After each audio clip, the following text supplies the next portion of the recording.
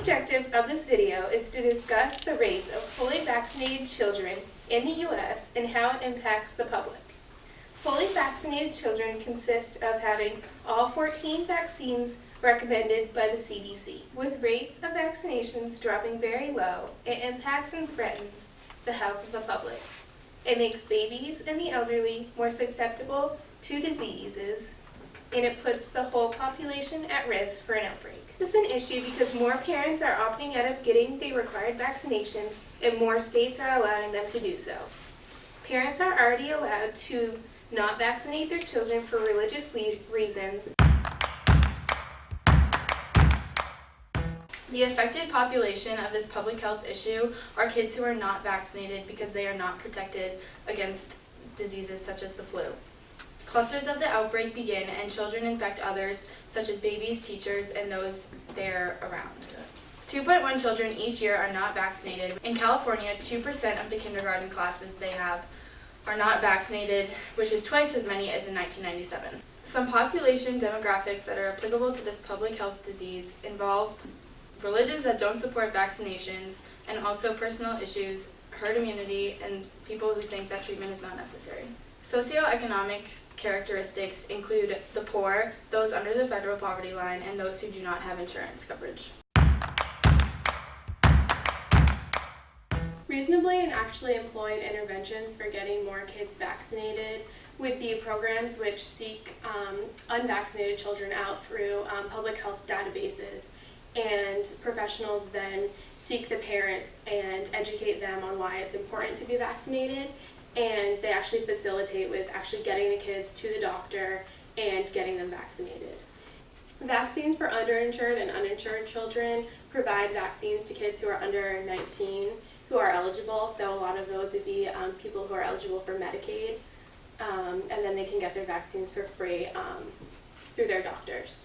And then there's community-based partnerships where this is a lot of parents who are pro-vaccination and actually advocate for vaccination, so they do a lot of work within their kids' schools and provide information to parents just to try to encourage vaccination.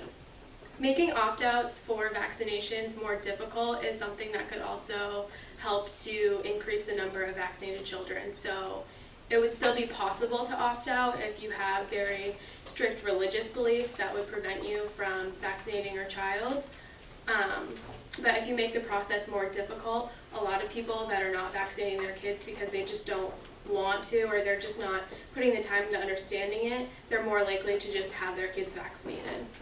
So another actually employed intervention is something that Australia does, and they give tax breaks to parents who are vaccinating their kids on schedule. So they're getting the recommended vaccines and they're getting them when they're supposed to be getting them.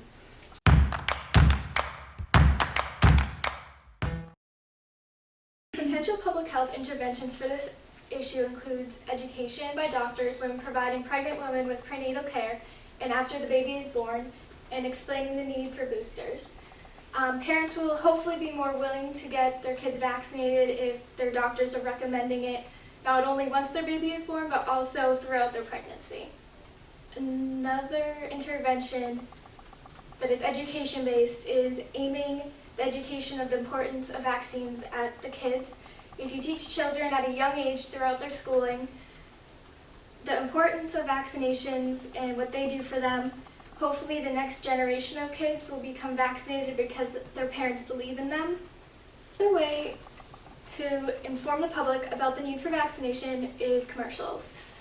It could be ads promoting vaccinations, or it could be commercials with sick kids who have preventable diseases like mumps or measles. If these kids talk about how they got it, which could either be because they weren't vaccinated themselves, or because the children around them weren't vaccinated and they got it from them, which is herd immunity effect.